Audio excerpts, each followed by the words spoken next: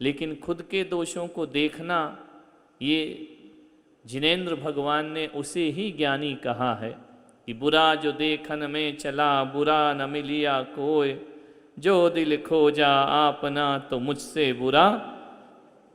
आदमी जो भी सुख दुख पाता है उसका जिम्मेदार वो स्वयं होता है। हम व्यवहार में कहते हैं कि इसके कारण मुझे अशांति है, इसके कारण मुझे तनाव है, इसके कारण मुझे टेंशन है। हकीकत में यदि तत्व को देखा जाए तो किसी के कारण कुछ नहीं हुआ करता है। आज हम जहाँ पर, जिस स्थान पर, जिस परिस्थिति में हैं, उसके कारण हम ही हैं, दूसरा कारण नहीं है। आप मनुष्य हैं, जैन श्रावक हैं, जिन कुल में जन्म हुआ है, तो इसके कारण हम स्वयं हैं। अपने सुख के उत्तरदायी, दुख के उत्तरदायी हम स्वयं हैं, ऐसा जैन सिद्धांत। जैन सिद्धांत क्या, ये कर्म सिद्धांत है, मानव का सिद्धांत है कि हमें वही मिलता है जो हम बीज बोते हैं। किसी की वजह से अशांति नहीं होती, किसी की वजह से कोई तनाव टेंशन नहीं होता, किसी की वजह से कोई लाभ नहीं होता, किसी की वजह से कोई हानि नहीं होती है। ये हम अज्ञानी जीव हैं जो अपनी करनी आप करे सिर और अन के धरता, दूसरों को जिम्मेदार ठहरा देते हैं। एक आदमी गुस्सा करता है, उससे पूछो गुस्सा क्यों करते हो, उसने दिलाया गुस्सा इसलिए किया। ये व्यर्थ की कल्पनाएं हैं, गुस्सा तो भीतर ही भरा हुआ है। एक बात ध्यान रखना, कुएं में गंदगी पड़ी है और बाल्टी डालोगे तो स्वच्छता बाल्टी में भरकर नहीं, गंदगी ही भरकर आएगी।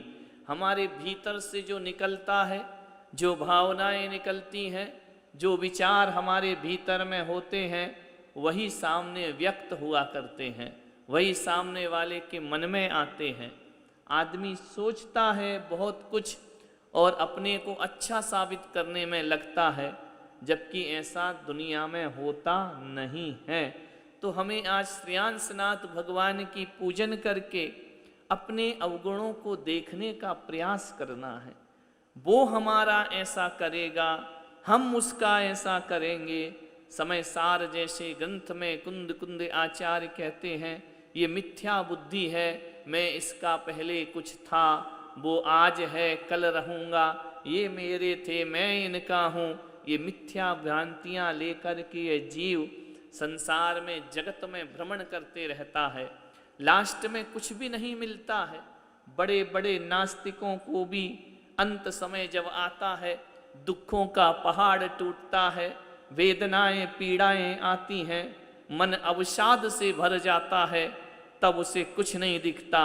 एक अंतिम समय भी उसे भगवान का ही नाम दिखाई देता है, ईश्वर का ही दर दिखाई दे। परिणामों से अजनबी अपना लगता है और अपने ही परिणामों से अपना चिर परिचित भी पराया लगने लगता है। संबंध बदल जाते हैं, समय बदल जाता है, स्थिति बदल जाती है।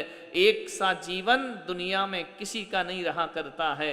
सब दिन होत ना एक समान, कभी बहुत अच्छे दिन होते हैं, कभी बुरे दिन होते हैं। ये संसार का जीवन है और इसमें ही जीते जीते हम अपनी जीवन की चंद सांसों को खत्म कर दिया करते हैं। एक बस जा रही थी, यही कह लो कि वापी से मुंबई की तरफ बस जा रही थी। एक सीनियर सिटीजन उसमें बैठा था, एक बुजुर्ग बैठा हुआ था। बस के कंडक्टर ने आवाज लगाई, ये किसी का बटुआ मिला है, किसी का पर्स मिला है, जिसका हो वह मुझसे प्राप्त कर ले। बुजुर्ग ने अपना जेब देखा, उसमें बटुआ गायब है। उसने कहा कि कंडक्टर साहब, हो सकता है कि ये पर्स मेरा हो, मुझे वापस लौटा दो। बस में बैठे सारे यात्री तो मौन थे, उनका नहीं था। कंडक्टर ने कहा कि देखो तुम्हारा है। तो उस बुजुर्ग ने कहा मुझे दिखा दो, ये बटुआ मेरा है। तो उसने पूछा दिखा दूंगा, चिंता मत करो, लेकिन दादाजी जरा ये तो बताओ, ये बटुआ तुम्हारा है, इसकी प्रामाणिकता क्या है? ये बताओ किस बटुए के अंदर क्या रखा हुआ है, तो हम मानेंगे कि ये बटुआ तुम्हारा है, ये पर्स तुम्हारा है, वरना झूठ बोल करके किसी दूसरे की संपदा को हम अर्जित नहीं कर सकते हैं। बूढ़े की आंख में आंसू आ गए। उसने कहा कि देखो मेरे इस बटुए में, मेरे इस पर्स में भगवान महावीर की एक फोटो रखी हुई है। उसने कहा, कंडक्टर ने, भगवान महावीर की फोटो तो कोई भी रख सकता है, इससे कैसे साबित होगा? कई जैन बैठे होंगे, उनके पर्स में भी भगवान महावीर की फोटो होगी, कैसे साबित करोगे कि ये तुम्हारा ही है? अब साबित कैसे करे भाई? उसने कहा उसमें 500 का नोट है। बोले सबके में होता है, अब कैसे साबित करे कि ये पर्स मेरा है? उसके पास कोई चीज नहीं थी। उसने कहा कि कंडक्टर साहब, देना हो तो दो, नहीं देना तो कोई बात नहीं है। आदमी आखिरी में हार जाता है। कंडक्टर ने कहा लेकिन फिर भी कुछ तो बताओ। बोले देखो, ये पर्स मेरा आज का नहीं है, ये पर्स मेरी जवानी का है।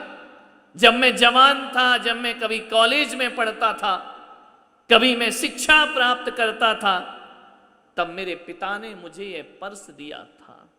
और जब उन्होंने ये पर्स दिया तो पर्स के साथ साथ मेरे पिता ने मुझे भगवान महावीर की तस्वीर दी थी। वो फोटो आज भी मेरे पर्स में मौजूद है। तुम्हें मालूम है, उस समय भी बिल्कुल नास्तिक था, भगवान को मानता नहीं था, लेकिन पिता की जोर जबरदस्ती थी, मुझे पर्स में भगवान का फोटो रखना पड़ा। लेकिन मैं अपने पिता को बहुत प्यार करता था, अपने माता पिता का बहुत सम्मान करता था। एक दिन मेरे मन में आया कि माता पिता भी तो भगवान ही हुआ करते हैं, भाई भी तो ईश्वर के समान होते हैं। मालूम है, पिता कितना भी दुर्जन हो, पिता कितना भी दुष्टता से परिपूर्ण हो, पिता कितना भी गलत रास्तों पर चलता हो, तो भी पुत्र का फर्ज होता है अपने पिता का सम्मान करे, उसे भगवान जैसा पूजा करे। मालूम है क्यों? क्योंकि एक पिता ही दुनिया में ऐसा होता है जो हमें प्राण दिया करता है, हमें संसार में लेकर आया करता है। उसका सम्मान भगवान से, माता पिता का सम्मान भगवान से बढ़कर होना चाहिए।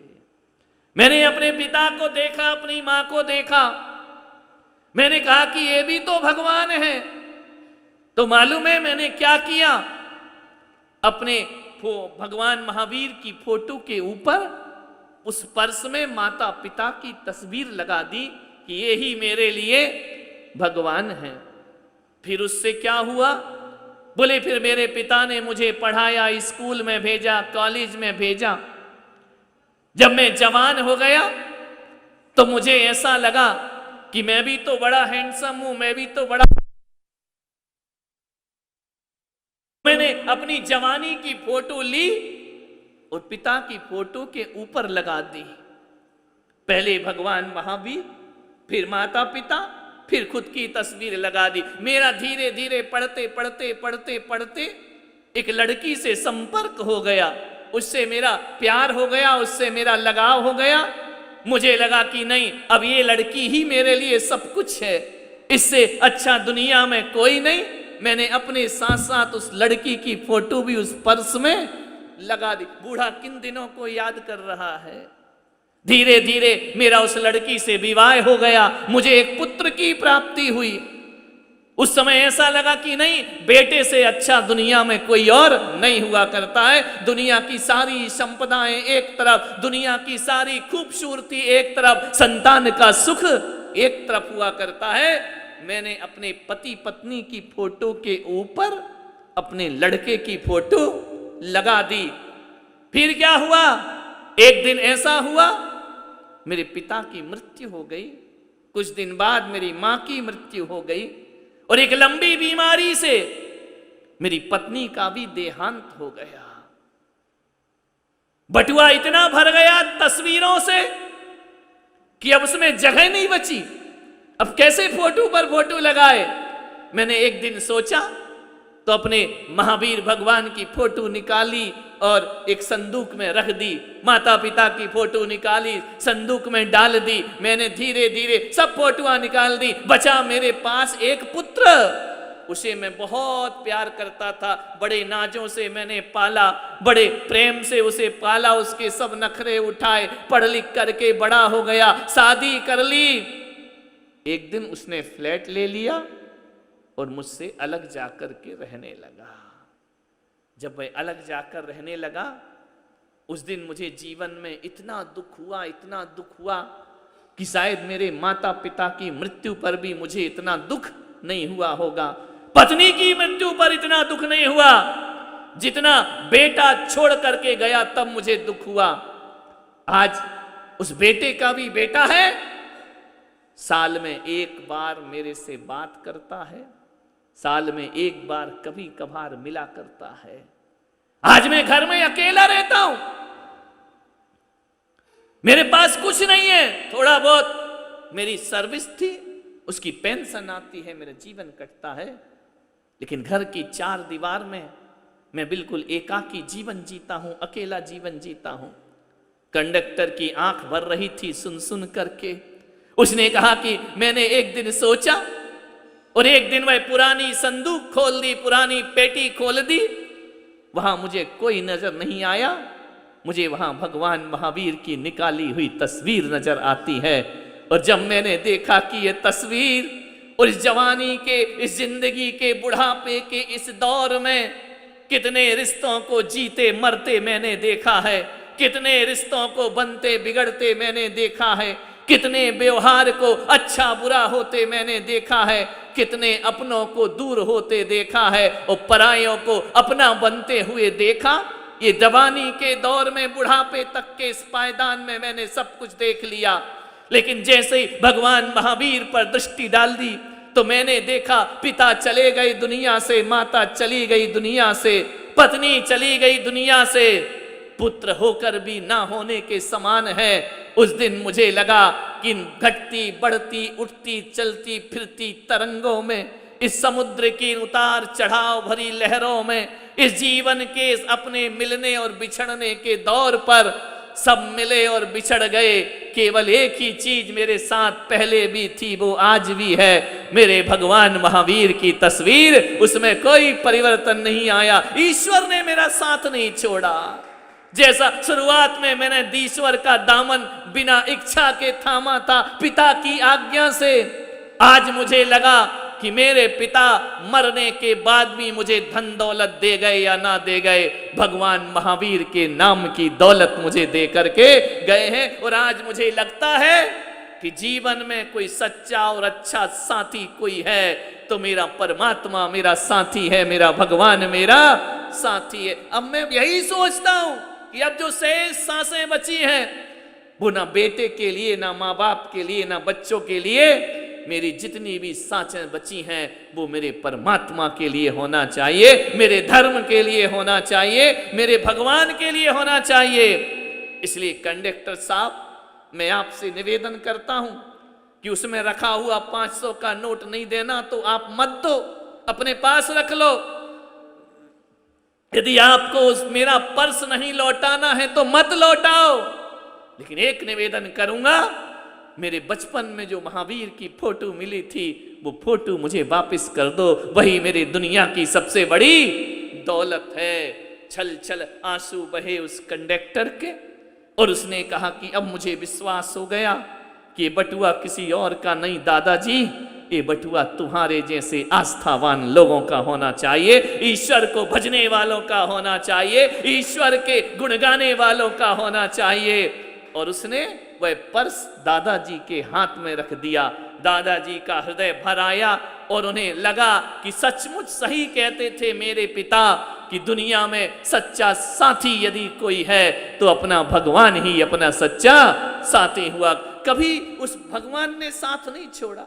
चाहे तुम मंदिर आओ तो भी भगवान तुम्हारे साथ है, नहीं आओ तो भी भगवान तुम्हारे साथ है, पूजो तो भगवान तुम्हारे साथ, ना पूजो तो भगवान तुम्हारे साथ। लेकिन हम भक्तों का इतना फर्ज और दायित्व और कर्तव्य बनता है, जो हर पल हमारे साथ रहता है ना, थोड़ा साथ हमें भी उसका देना चाहिए, उसके बीच बैठकर भगवान का गुणगान करना चाहिए। आज सारी दुनिया में सोशल वर्क चल रहा है।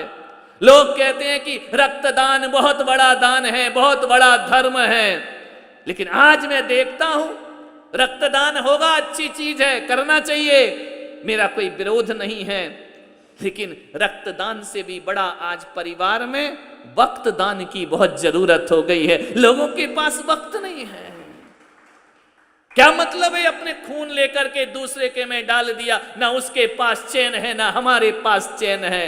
सबसे बड़ा दान कोई होता है, रक्तदान से भी बड़ा परिवार में वक्त दान की जरूरत हुआ करती है। और परिवार में वक्त दान दो या ना दो, क्योंकि तुम्हारे परिवार में तुम्हारे बच्चों के पास वक्त दान लेने का भी वक्त नहीं है और तुम्हारे पास भी देने का वक्त नहीं है। लेकिन चंद सांसें जो हमारे हृदय में चल रही हैं, ये शरीर जो हम जी रहे हैं, ध्यान रखना, इसमें किसी को वक्त दो या ना दो, अपने परमात्मा को वक्त दीजिए। और ये वक्त बेकार नहीं जाएगा, ये वक्त बर्बाद नहीं जाएगा। जन्म जन्म में कोई साथ रहे या ना रहे, जिस परमात्मा को वक्त दिया है हर जन्म में वो हमारे साथ रहा करता है। ध्यान रख, दो ही चीज ध्यान रखना जीवन में, एक सूत्र दे रहा हूं, दो चीज का बहुत ध्यान रखो। सबसे पहले अपने शरीर का ध्यान रखो। 24 घंटे कौन है हमारे साथ? रिश्तेदार, भाई बंधु, नौकर चाकर।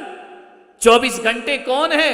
सोते जागते उठते बैठते खाते पीते नहाते धोते आते जाते, कुछ भी करो, होश में बेहोश में, सुख में दुख में, आशा में निराशा में, कौन है हमारे साथ 24 घंटे? हमारा शरीर हमारे साथ हुआ करता है। सारे लोग बदल जाएंगे, शरीर हमारे साथ साथ रहेगा। तुम सम्राट भी बन जाओ तो शरीर तुम्हारे साथ है, और भिखारी भी बन जाओ तो भी शरीर तुम्हारे। शरीर से खिलवाड़ मत करना, शरीर को बहुत संभाल करके रखना, क्योंकि जिस दिन शरीर गड़बड़ हो गया ना, उस दिन सब रिश्ते नाते बेकार हो जाया करते हैं। और पलंग पर पड़े रहोगे, लोग चाहे अनचाहे तुम्हारे मरने का इंतजार करते